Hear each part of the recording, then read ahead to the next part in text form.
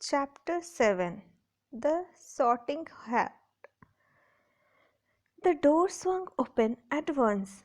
A tall, black haired witch in emerald green robes stood there.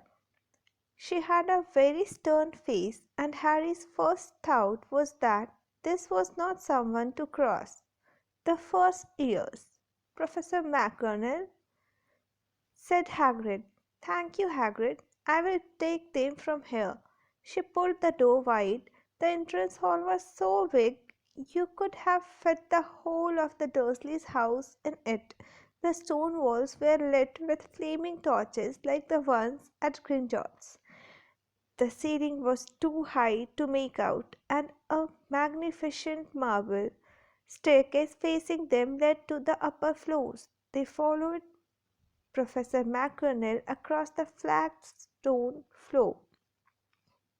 Harry could hear the drone of hundreds of voices from a doorway to the right. The rest of the school must already be here.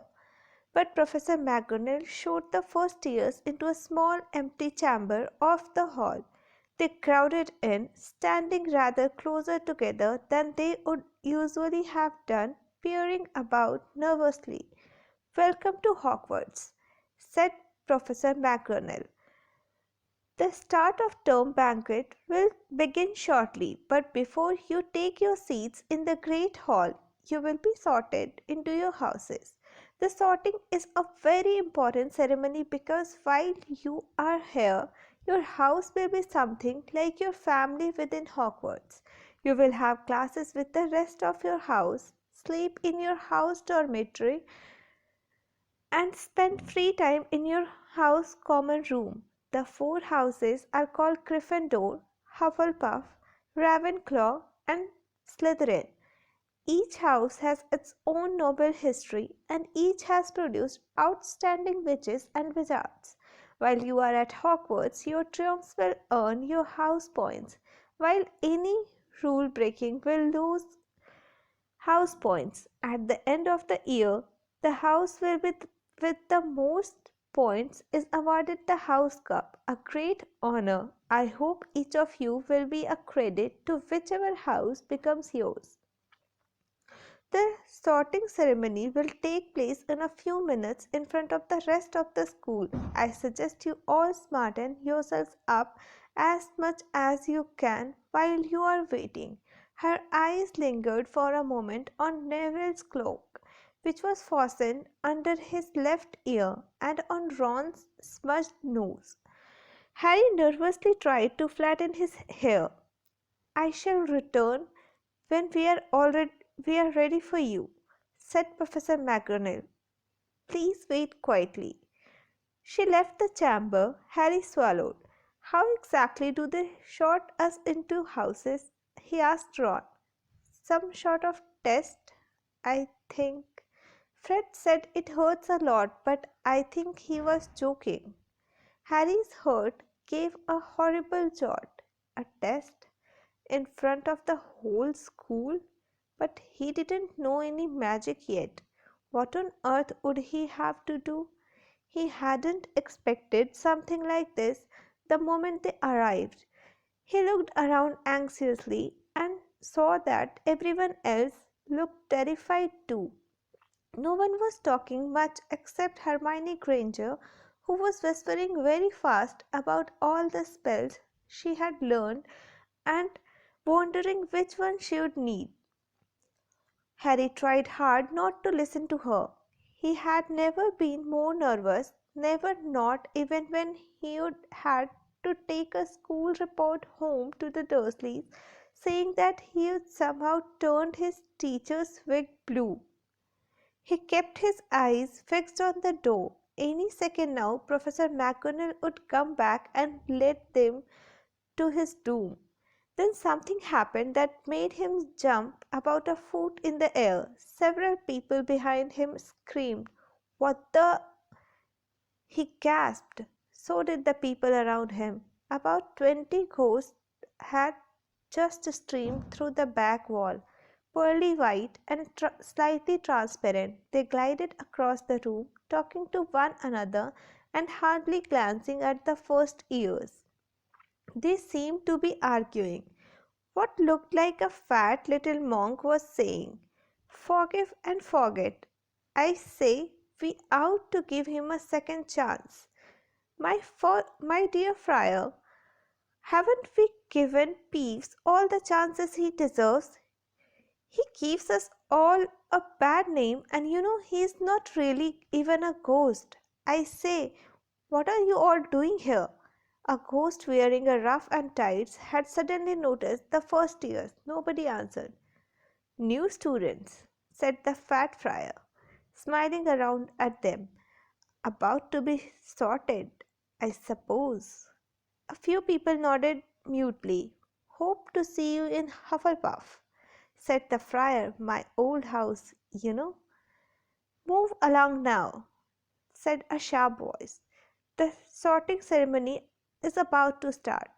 Professor McGonagall had returned. One by one, the ghosts floated away through the opposite wall.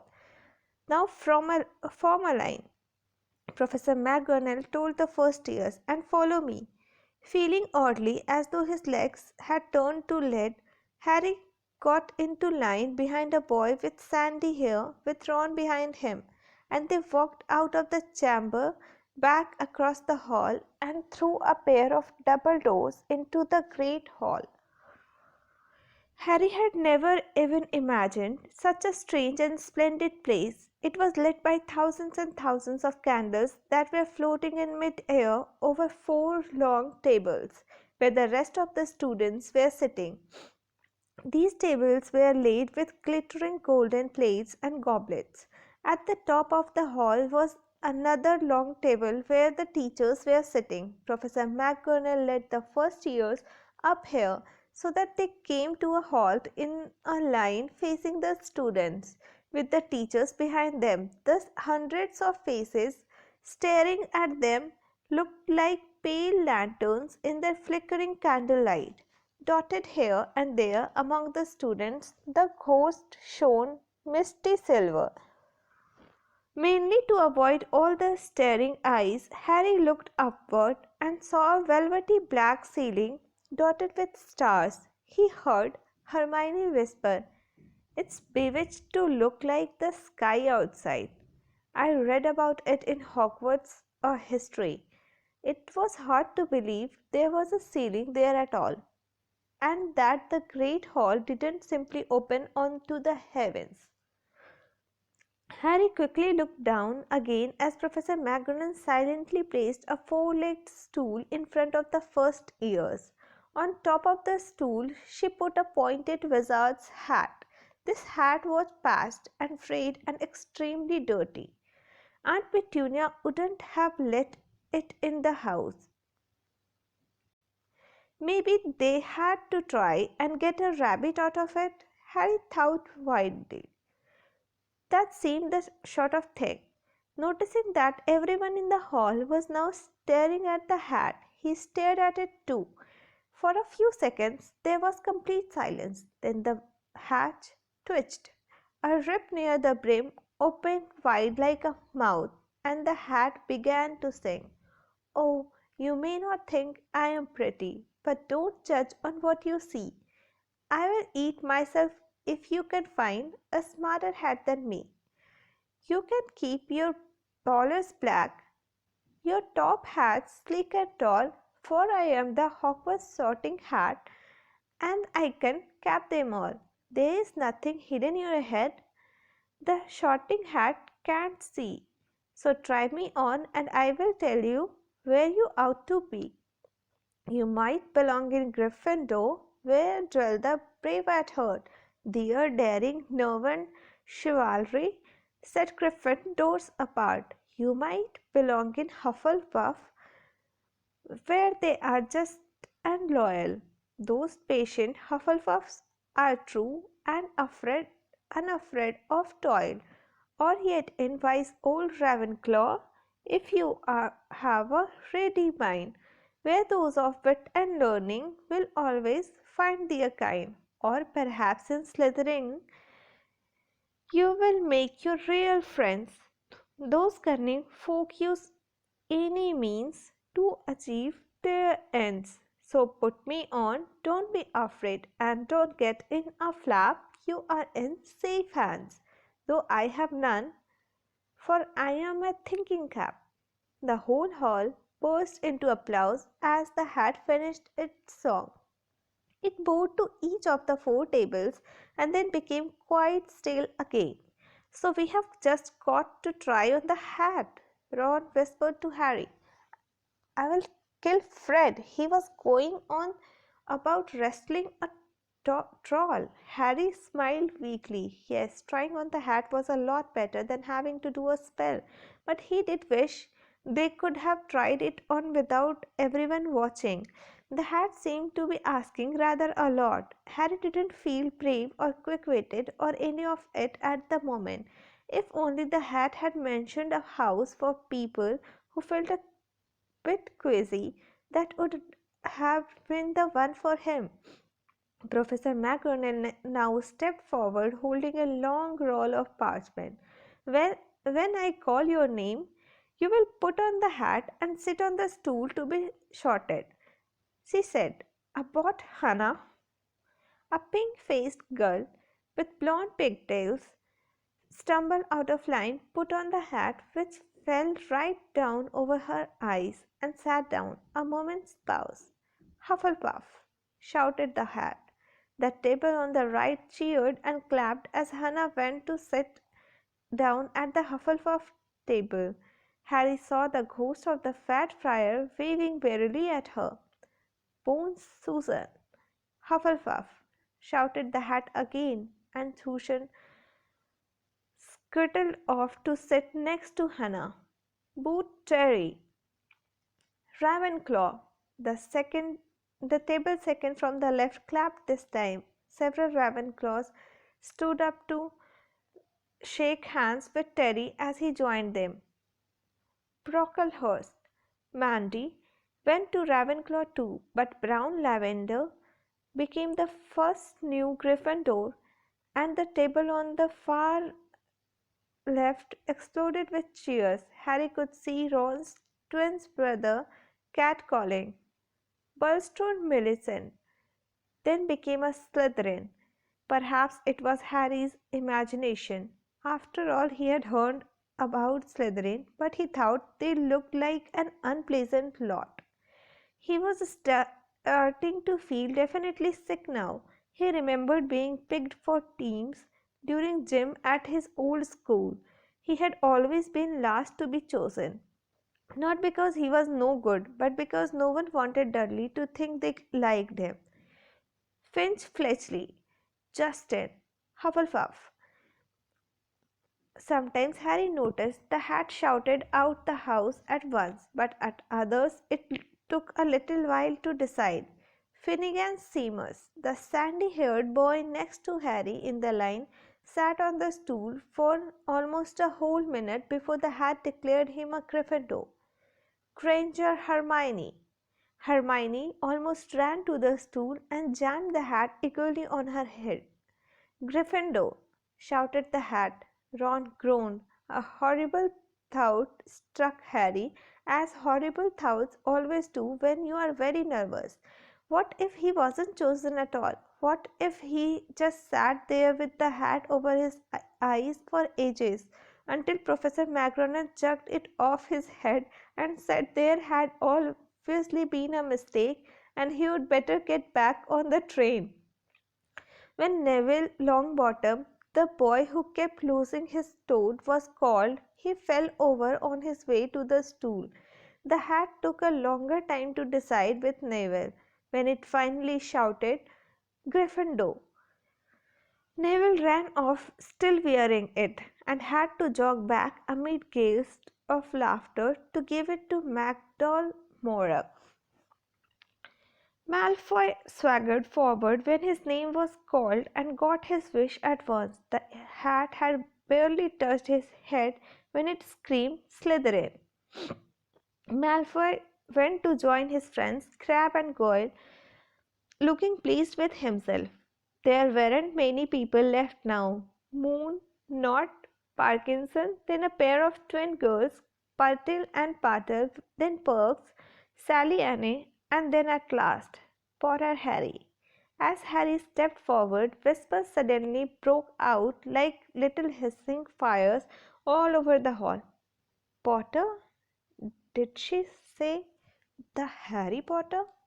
The last thing Harry saw before the hat dropped over his eyes was the hall full of people craning to get a good look at him. Next second, he was looking at the black inside of the hat. He waited. Said a small voice in his ear. Difficult, very difficult. Plenty of courage, I see.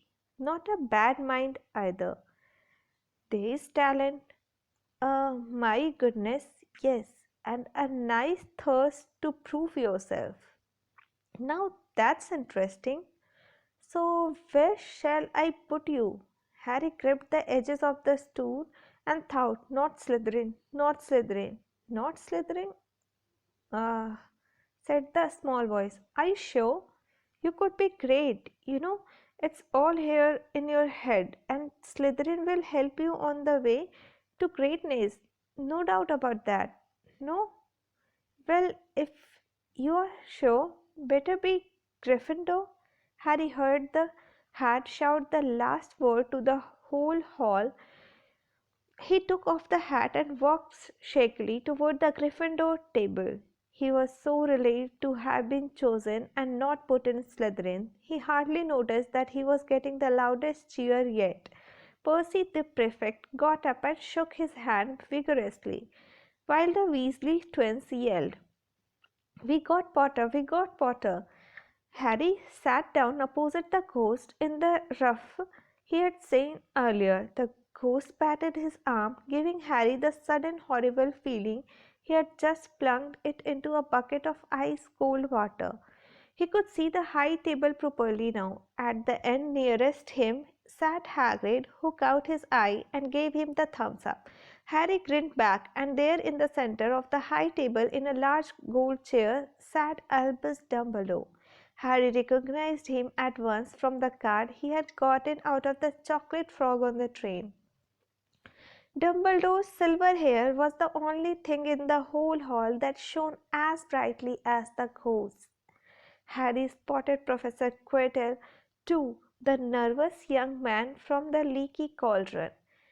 He was looking very peculiar in a large purple turban. And now there was only 3 people left to be shotted. Thomas Dean, a black boy even taller than Ron, joined Harry at the Gryffindor table. Turpin Lisa became a Ravenclaw, and then it was Ron's turn. He was pale green by now. Harry crossed his fingers under the table, and a second later the hat had shouted, "Gryffindor!" Harry clapped loudly with the rest as Ron collapsed into the chair next to him. "Well done, Ron. Excellent," said Percy Weasley pompously across Harry as Jabini Blaze was made a Slytherin. Professor McGonagall rolled up her scroll and took the shouting hat away. Harry looked down at his empty gold plate. He had only just realized how hungry he was. The pumpkin pasties seemed ages ago. Albus Dumbledore had gotten to his feet. He was beaming at the students, his arms open wide, as if nothing could have pleased him more than to see them all there. "Welcome," he said. "Welcome to a new year at Hogwarts. Before we begin our banquet, I would like to say a few words, and here they are. Nitwit, Blubber, Oddment, Twig. Thank you." He sat back down. Everybody clapped and cheered. Harry didn't know whether to laugh or not. "Is he a bit mad?" he asked Percy uncertainly. "Mad?" said Percy airily. "He's a genius, best wizard in the world, but he's a bit mad. Yes. Potatoes, Harry?" Harry's mouth fell open. The dishes in front of him were now piled with food. He had never seen so many things he liked to eat on one table: roast beef, roast chicken, pork chops and lamb chops, sausages, bacon and steak, boiled potatoes, roast potatoes, fries, Yorkshire pudding, peas, carrots, gravy ketchup, and for some strange reason, peppermint humbugs. The Dursleys had never exactly starved Harry, but he had never been allowed to eat as much as he liked. Dudley had always taken anything that Harry really wanted, even if it made him sick. Harry piled his plate with a bit of everything except the peppermints and began to eat. It was all delicious.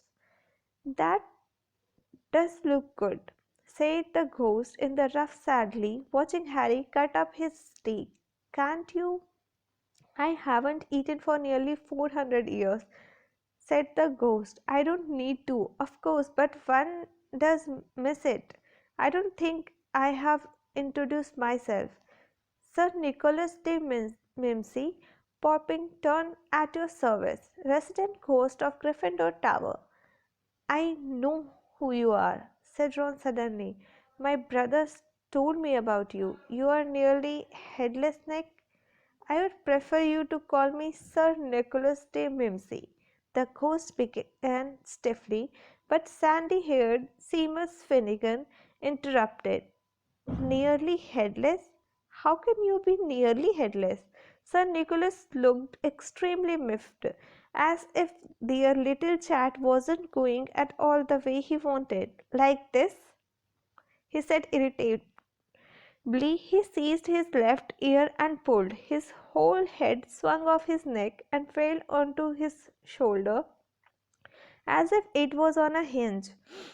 Someone had obviously tried to behead him, but not done it properly. Looking pleased at the stunned looks on their faces, nearly headless, Nick flipped his head back onto his neck, coughed, and said, So, new Gryffindors, I hope you are going to help us win the house championship this year. Gryffindors have never gone so long without winning. Slytherins have got the cup 6 years in a row. The bloody barrels becoming almost unbearable. He is the Slytherin ghost. Harry looked over at the Slytherin table and saw a horrible ghost sitting there with blank staring eyes, a gaunt face, and robes stained with silver blood. He was right next to Malfoy, who, Harry was pleased to see, didn't look too pleased with the seating arrangements. How did he get covered in blood? Asked Seamus with great interest. I have never asked, said nearly headless Nick delicately. When everyone had eaten as much as they could, the remains of the food faded from the plates, leaving them sparkling clean as before. A moment later, the desserts appeared. Blocks of ice cream in every flavor you could think of: apple pies, treacle tarts, chocolate eclairs, and jam donuts, truffle, strawberries, jello, rice pudding. As Harry helped himself to a treacle tart, the talk turned to their families. I am half and half, said Seamus. Me, dad's a muggle. Mom didn't tell him she was a witch till until after they were married. Bit of a nasty shock for him. The others laughed. What about you, Neville? Said Ron. Well, my gran brought me up and she's a witch, said Neville. But the family thought I was all muggle for ages. My great uncle Algie kept trying to catch me off my guard and force some magic out of me. He pushed me off the end of the Blackpool pier once. I nearly drowned, but nothing happened until I was 8. Great Uncle Algie came round for dinner and he was hanging me out of an upstairs window by the ankles when my great auntie Enid offered him a meringue and he accidentally let go. But I bounced all the way down the garden and into the road. They were all really pleased. Gran was crying. She was so happy, and you should have seen their faces when I got in here. They thought I might not be magic enough to come. You see, Great Uncle Algie was so pleased he bowed me my toad. On Harry's other side, Percy Weasley and Hermione were talking about lessons. I do hope they start right away. There is so much to learn. I'm particularly interested in transfiguration. Turning something into something else. Of course, it's supposed to be very difficult. You will be starting small, just matches into needles and that sort of thing. Harry, who was starting to feel warm and sleeping, looked up at the high table again. Hagrid was drinking deeply from his goblet. Professor McGonagall was talking to Professor Dumbledore. Professor Quirrell, in his absurd turban, was talking to a teacher with greasy black hair, a hooked nose, and a sallow skin. It happened very suddenly. The hook-nosed teacher looked past Quirrell's turban straight into Harry's eyes, and a sharp, hot pain shot across the scarf on Harry's forehead. Ouch! Harry clapped a hand to his head. What is it? asked Percy. Nothing. The pain had gone as quickly as it had come. Harder to shake off was the feeling Harry had gotten from the teacher's look, a feeling that he didn't like Harry at all. "Who is that teacher talking to Professor Quirrell?" he asked Percy. "Oh, you know Quirrell already, do you? No wonder he is looking so nervous. That's Professor Snape.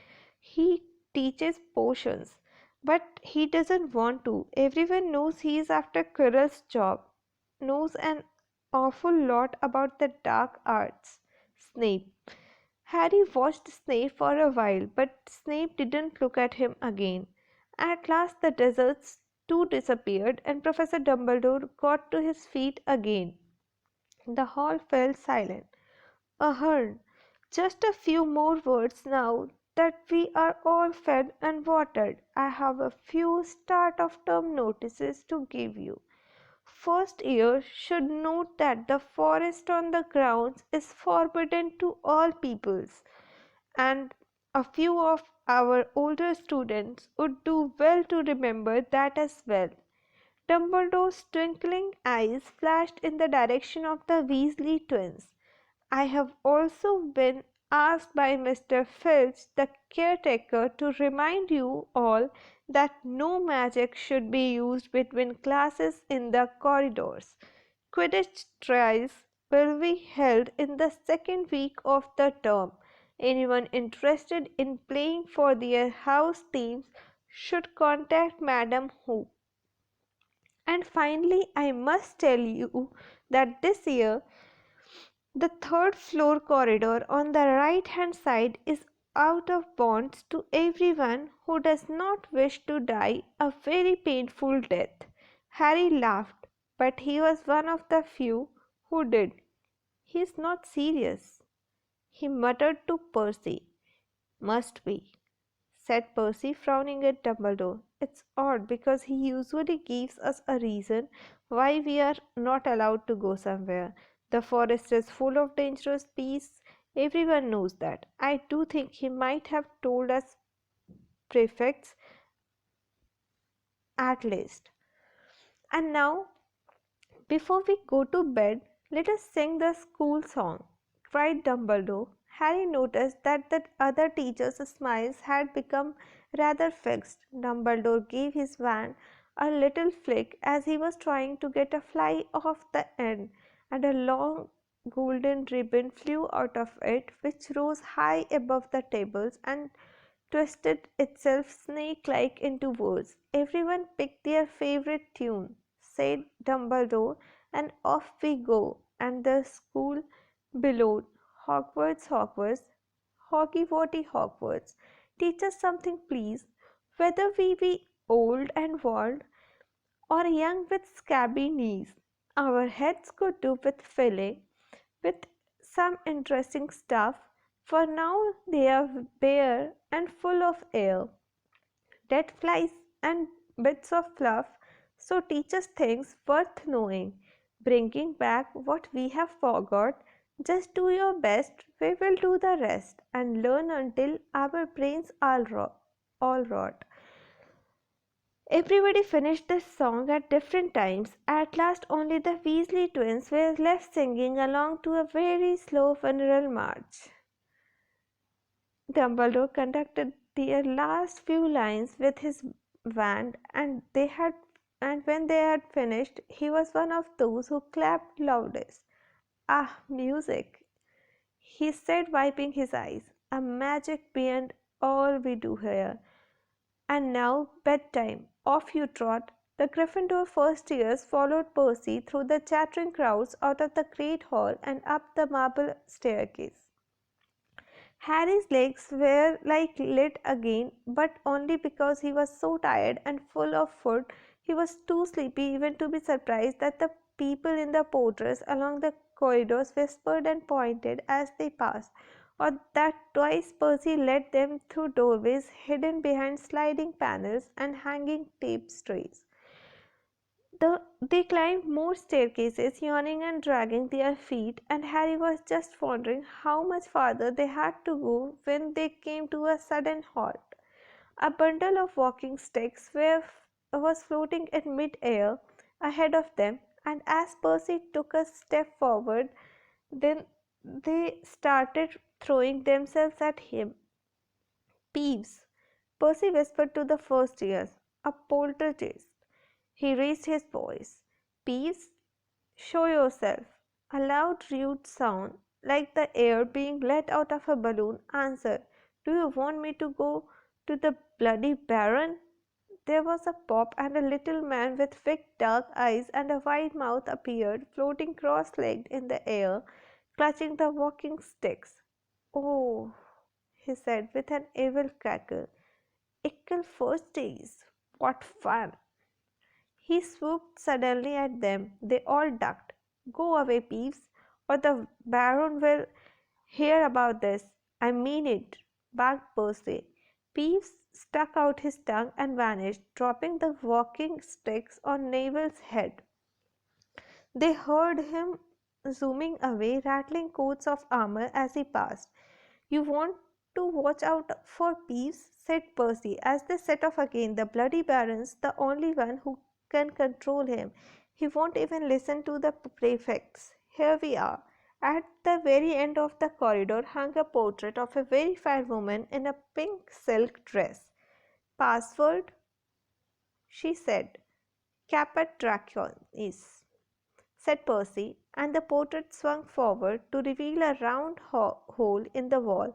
They all scrambled through it. Neville needed a leg up and found themselves in the Gryffindor common room, a cozy round room full of squashy armchairs. Percy directed the girls through one door to their dormitory and the boys through another. At the top of a spiral staircase, they were obviously in one of the towers. They found their beds at last. 5 4 posters hung with deep red velvet curtains. Their trunks had already been brought up, too tired to talk much. They pulled on their pajamas and fell into bed. Great food, isn't it?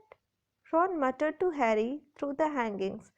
Get off, Scabbers, he's chewing my sheets. Harry was going to ask Ron if he would had any of the treacle tart, but he fell asleep almost at once. Perhaps Harry had eaten a bit too much because he had a very strange dream. He was wearing Professor Quirrell's turban, which kept talking to him, telling him he must transfer to Slytherin at once because it was his destiny. Harry told the turban he didn't want to be in Slytherin. It got heavier and heavier. He tried to pull it off, but it tightened painfully. And there was Malfoy laughing at him as he struggled with it. Then Malfoy turned into the hook-nosed teacher Snape, whose laugh became high and cold. There was a burst of green light, and Harry woke, sweating and shaking. He rolled over and fell asleep again, and when he woke next day, he didn't remember the dream at all.